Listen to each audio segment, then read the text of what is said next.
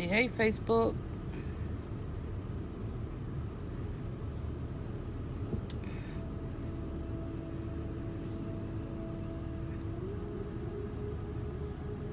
I'm waiting on a couple of people to come on.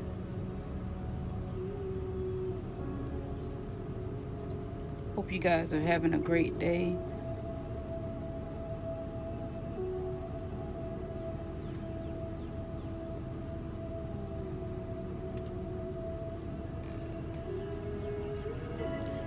Hey, Facebook.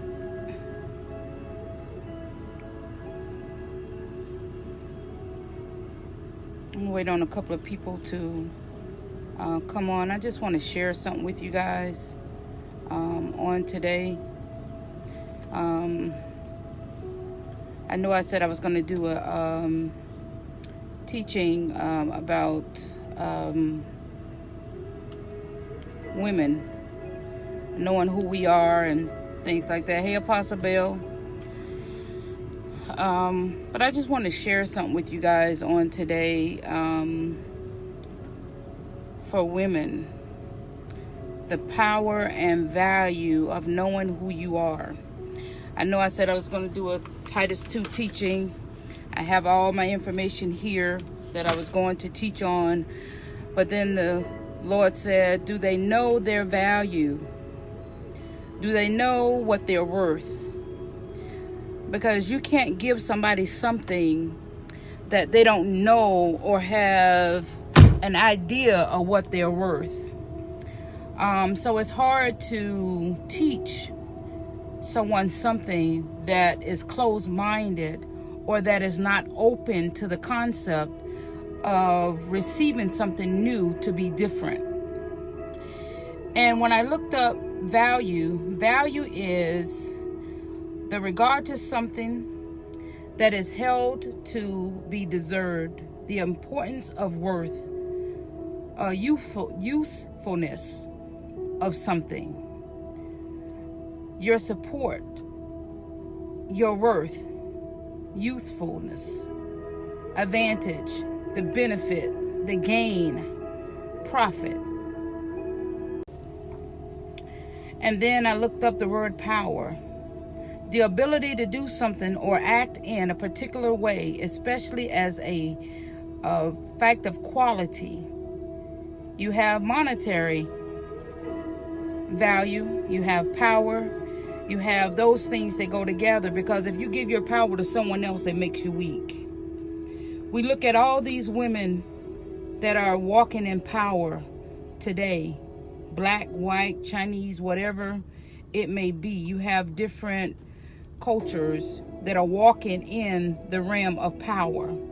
You have Oprah Winfrey, you have a lot of people don't follow her, but Omarosa, regardless of her stance, she still walks in power.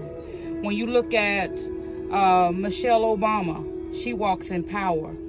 And what we need to do, we need to get in a place to where we can mimic the women that we see before us, because if you don't know your value, people will mishandle you, people will mistreat you.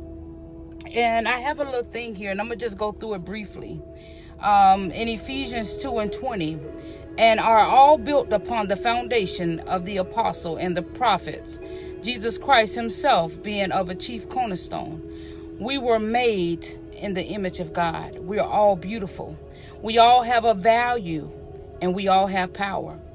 Depending on who you give your power to depends on how you are being misused, controlled, or even you have the power to deem your relationships, to not allow someone to manipulate you, to control you with finances, to control you with sex. As a woman, you have to know your value. And if you don't know your value, you don't know your worth. You will doubt who you are. You will doubt you're good. You will say that you're a bad person. You will doubt the fact that you are valuable at all. You will doubt the way your appearance, how you look, or how you appear to people.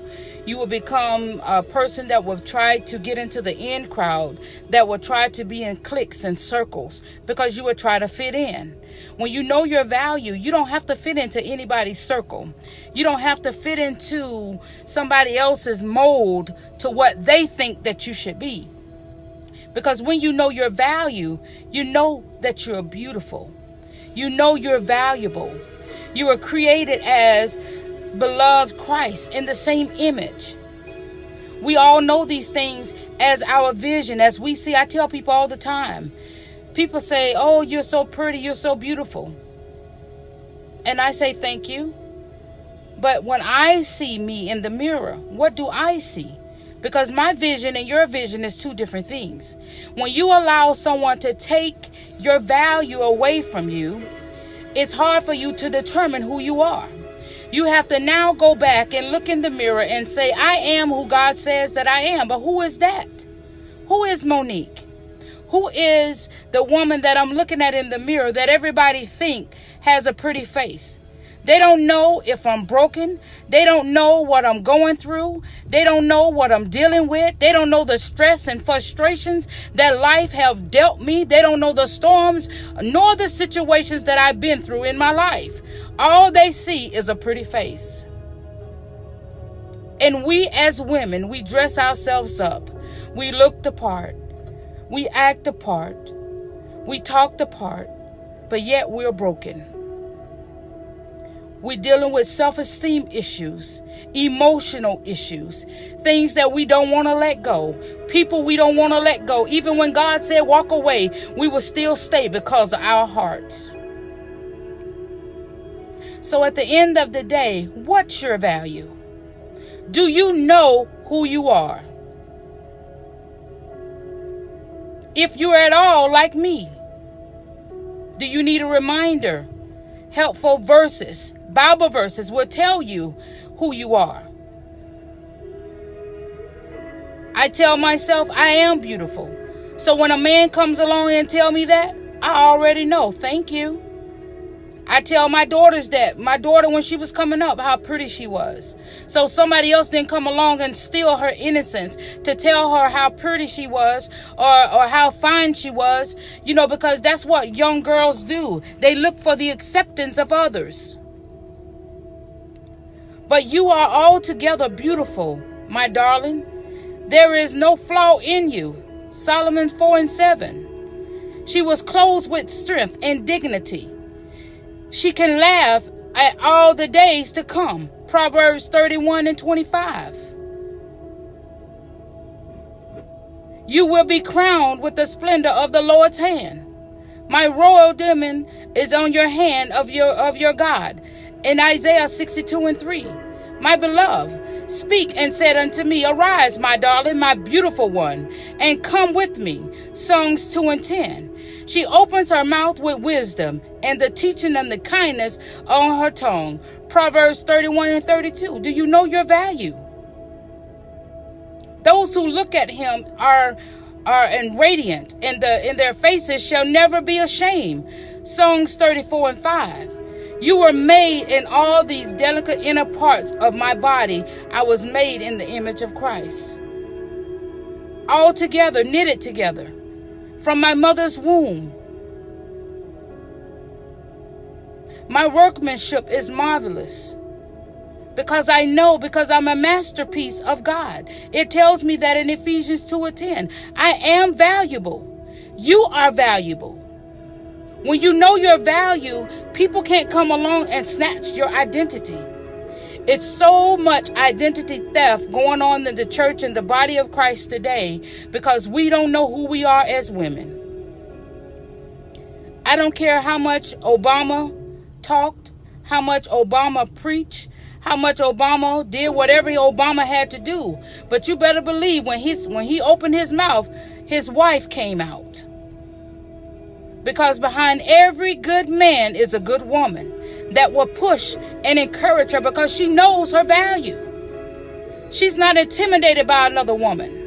She's not inferior by no one. She stands and she talks and she walks with dignity because she knows who she is. When I walk into a room, I know who I am. I'm not looking for acceptance. I'm not looking for approval. I know who I am. I know my worth. And when the Lord said unto Samuel, do not look on his appearance, but on the height and the stature, because I have rejected him. See, we look at how people look. You don't look at that.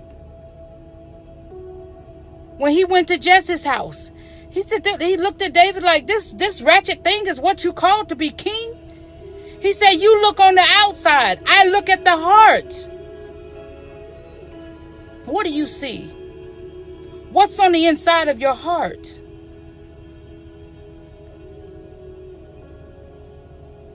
What's on the inside of your heart?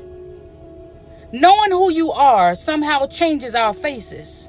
It changes our faces in the mirror. It softens our faces as we face the world. It turns our faces to unshameable towards God.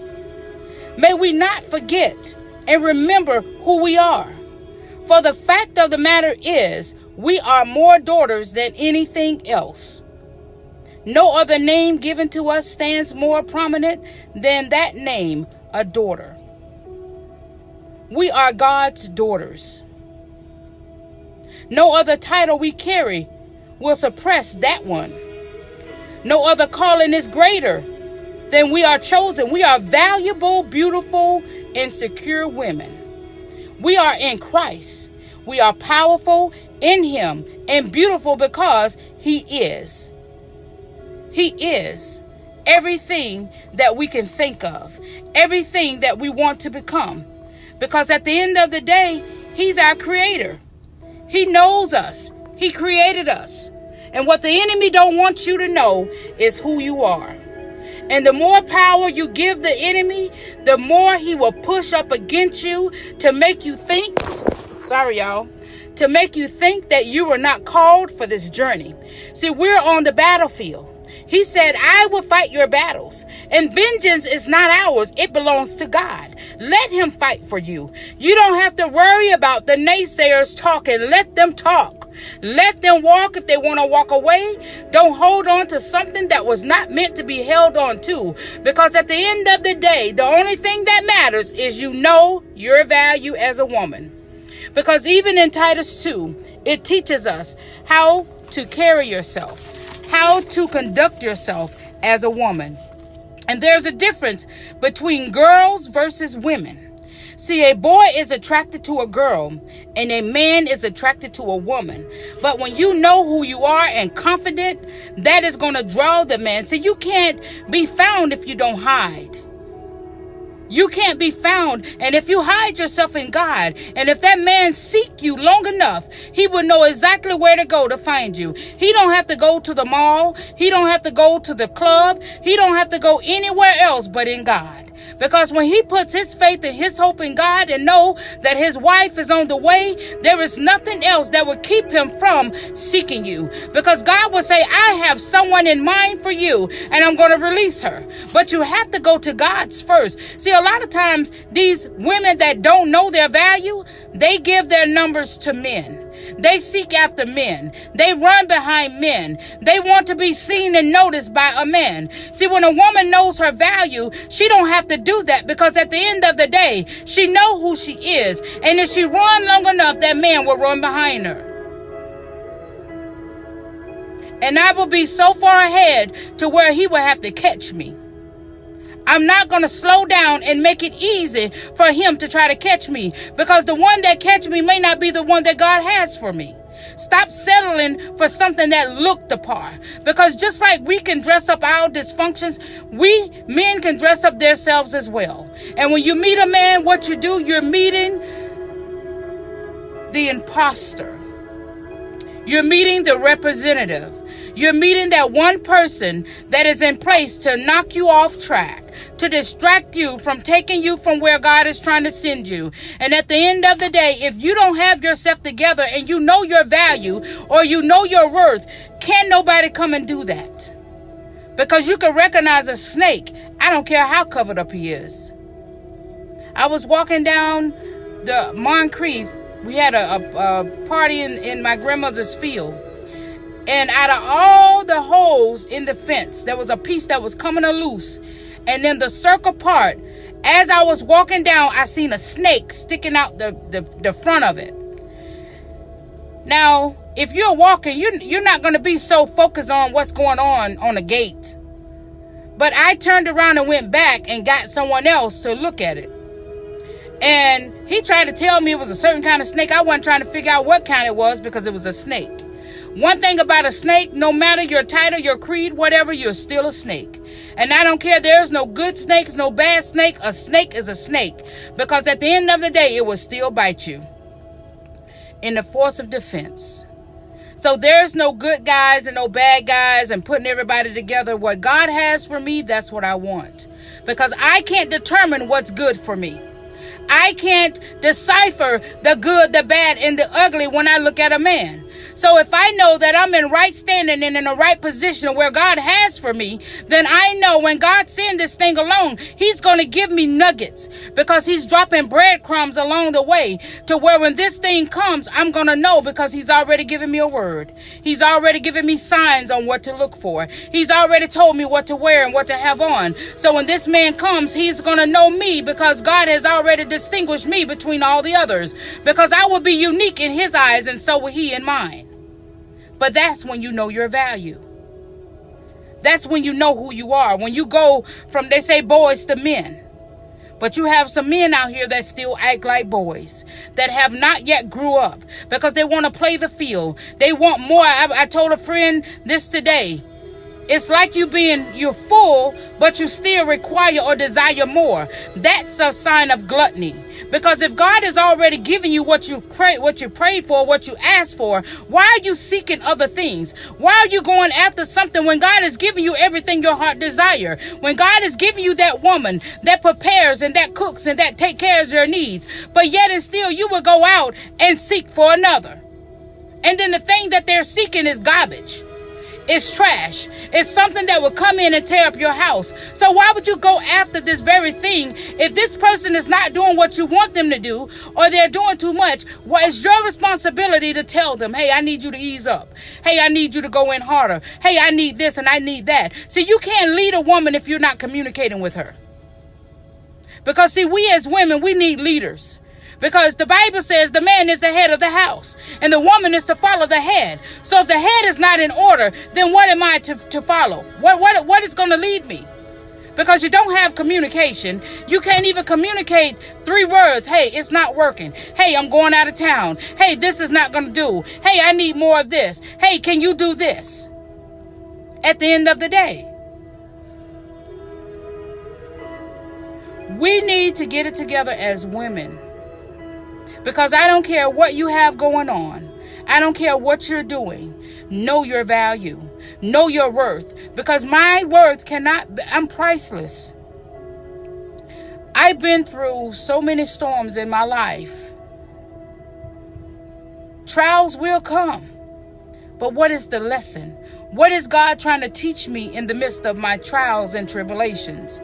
Am I learning the lessons of pain? Because in the midst of pain, I learn how to endure. In the midst of pain, I know how to pray. In the midst of pain, I know how to let myself go and love again. All in the midst of pain. But if pain never would have come, would I have known what to do in the circumstance of it happening again? Pain is necessary. Pain is part of the process.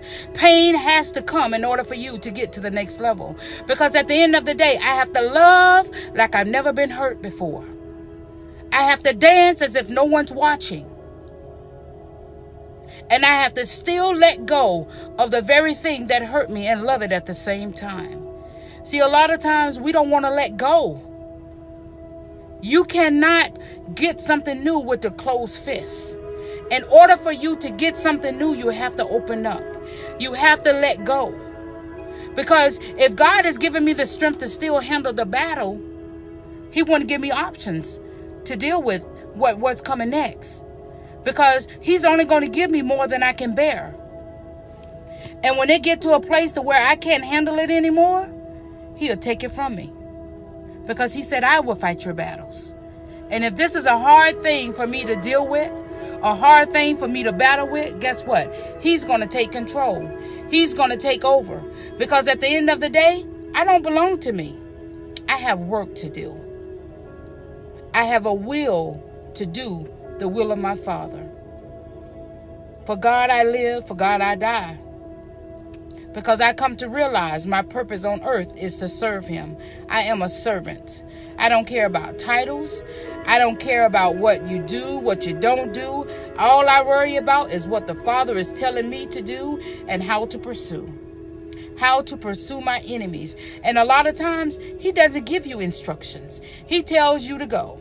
When he told Abraham to take Isaac up and use him as a sacrifice, he gave him little instructions. He told him to go.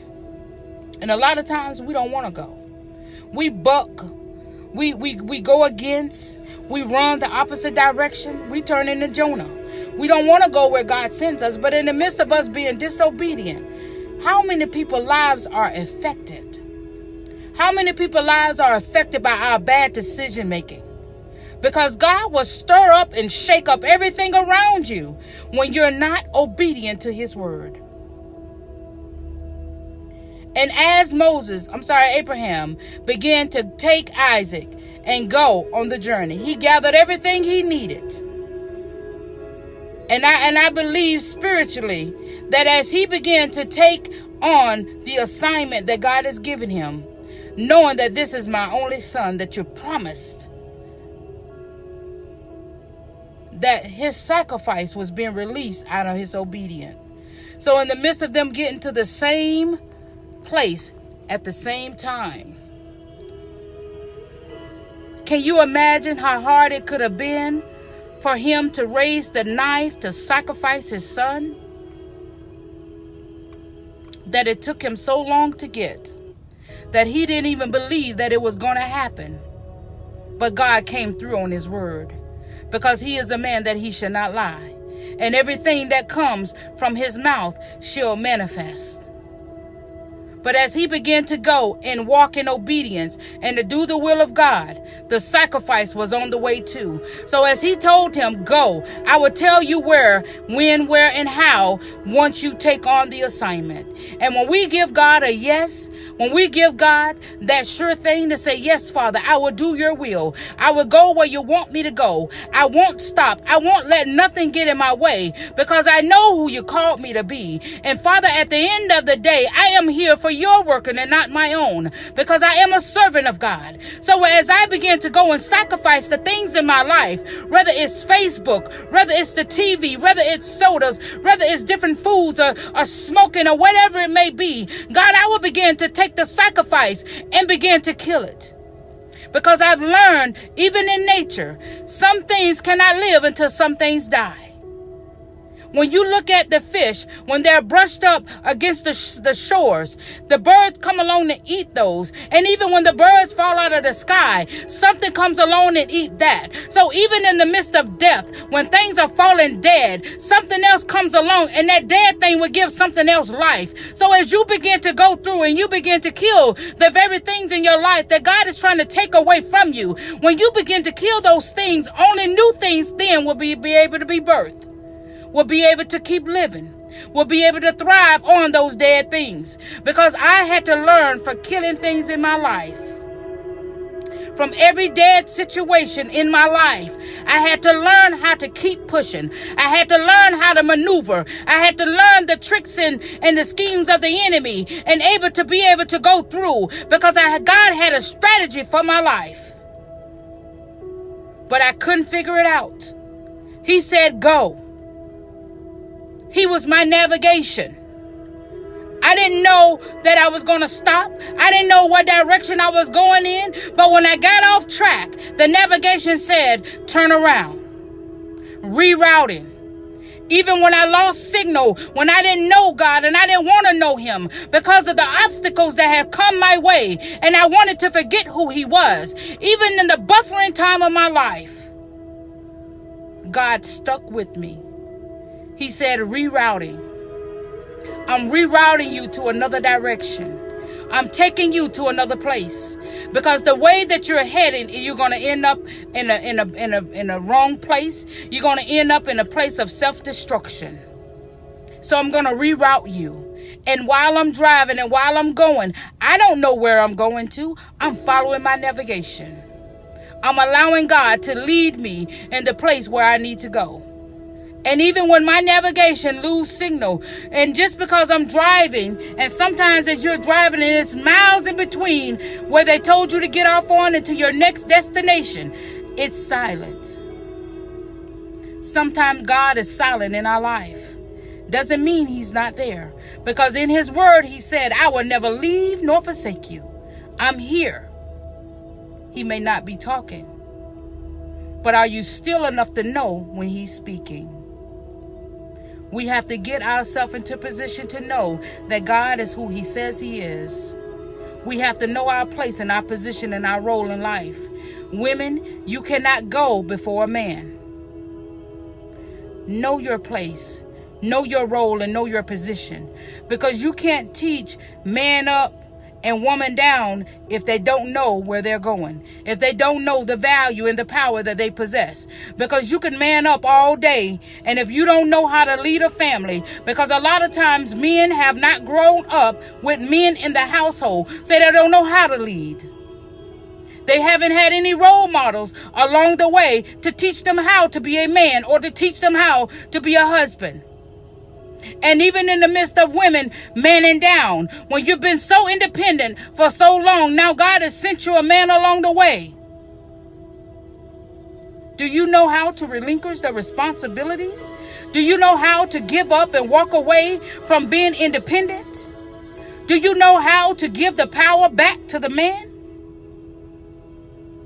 Know your value. Know your place. Because until we teach the fundamentals and the foundation is laid for a woman to know her value and to know who she is, I don't care how much other teaching you may do. I don't care what you may say. If that woman does not know who she is, she will not be able to follow a man. She will not be able to give up control. So the man down will not be able to take place when she don't know how to submit herself. You cannot submit yourself to somebody that look like you. I'm not going to submit myself to a man that wants to wear a dress, that's always whining and crying. Where is the strength? Where is the power that you're supposed to have? Too many times we sit around and want to give advice, but do we eat the very words that comes from our mouth? We don't. We want to give advice, but do you take your advice? See, a lot of times when I do my Facebook Live, I've lived it. I had to learn along the way. I'm not just talking just to hear myself talk. When you give a teaching, eat what you're saying. Don't let it be about your life to a point where you're trying to prove a point to the other one. You have to live this thing. You have to walk this thing out. Because at the end of the day, if I ask you a question, don't give me what you think. Give me what you know. Give me what thus says God, what the Lord has said to you. What was your lesson in this life journey? What was it that God had taught you? What was it, that very thing that pushed you to go forward when you felt like giving up? That's what I want to hear. When you was at life end and you felt like walking away, what was it that kept you from going over the edge? Can you tell me that? Can you tell me that? Can you tell me that very thing that kept you from falling over? We all have that one thing in our life that if one more thing would have happened, I would have lost my mind. I would have gave up on the very thing that God had told me to do, because I would have got off track. I would have snatched my navigation down and went on my own way and found myself in a bigger rut than I was starting out of the gate. See, a lot of times we want to give navigation instead of listening to the navigator. You can't go on and take on the world. When you look at these big cruise ships, when they go out, there is a schedule There is things that has to be in place before they set sail. Everything has to be checked. Fuel has to be in place. Something has to be in place in case something happens. Because it's not only is the ship at risk, but the people aboard as well. So what they do, they plan accordingly. Everything will work together for our good. No matter the good, the bad, the ugly. Every fall, every slip, every stumble, every hiccup, every bump, everything that I've been through in my life.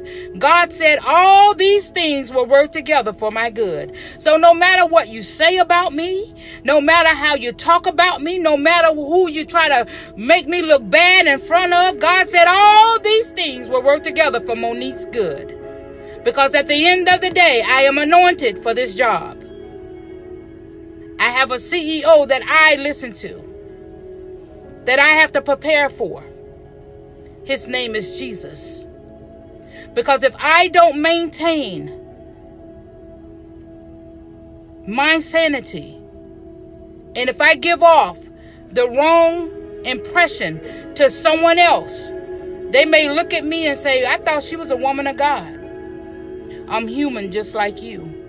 But the more I stay in the presence of God, the more I seek God's face, I will begin to make the right decisions. Because at the end of the day, I am not on my own merits. I belong to God. And everybody that has been assigned to my life, it's not for me. It's for God's purpose. Because at the end of the day, I have work to do. And I don't owe nobody no explanation. All I know is I got work to do. But I have to teach the women how to be women. It's a time out when you don't know your value. It's time for us to teach the young girls how to carry themselves. And you cannot teach somebody else's child how to be a young lady when your girls in your house is running and taking control over the very thing that you're trying to teach my daughter. You cannot do that. You don't even have control in your own house, but yet you want to be an example for mine? Not gonna work. See, my fruit speaks for itself. My fruit represents me. When I look at my daughter, I'm proud. When I look at my grandbaby, I'm proud because of the respect level that they have. And no matter how wrong I was, no matter if the disagreements or the arguments, she never talked back. It was yes, ma'am. And she went her way. Now I get to see her be a mother to my 5-year-old grandbaby. And to see how this baby, yes, ma'am, full of energy, very voiceful. She's very outspoken, without a filter. But she has respect. And I don't mind kids speaking their minds, but as long as they're respectful with it. I cannot control somebody else's child, but I can teach them how to be respectful. Even in the midst of honoring your mother and your father, that your days may be longer. It's not even a promise. Maybe. Young ladies, know your value. Know the power that you possess. Don't put your power into another man's hand that can't lead you, that can't guide you in the right direction, that can't take you down the road in the journey that God has for you. Because a lot of times we give power to the wrong people and they mishandle it. And then we're disappointed because we thought that we were supposed to be here in a certain amount of time and we're supposed to have this in a certain amount of time. But was it God's will for your life? I just wanted to share this nugget with the ladies today. Know your value. Take your power back. Know who you are. If you're dealing with low self-esteem, date yourself. Stop dating other people to get validated. Date yourself. Know who you are. Spend time with yourself to see if somebody else wants to spend time with you. Know who you are. Because when I went through my divorce, the toughest time I had was getting to know me all over again. And in the midst of sitting in an empty apartment with no furniture, sitting on the floor, I didn't like what I saw. I didn't like what I had become. Because I was trying to hide so much for so long till it consumed me. It overtook me to where I had to go back and break off and chisel off the person that I had become in order to find me again. And when I began to find a peace of mind, I cried. I remember if it was yesterday, and it's been over 15 years ago, I cried. And as I began to find peace again, because I didn't know what it felt like anymore to have a peace of mind. But after I cried, I began to spend time with me. I dated myself. I took myself to movies. I took myself to dinner. I brought myself flowers and cards, and I set it on the side of the bed.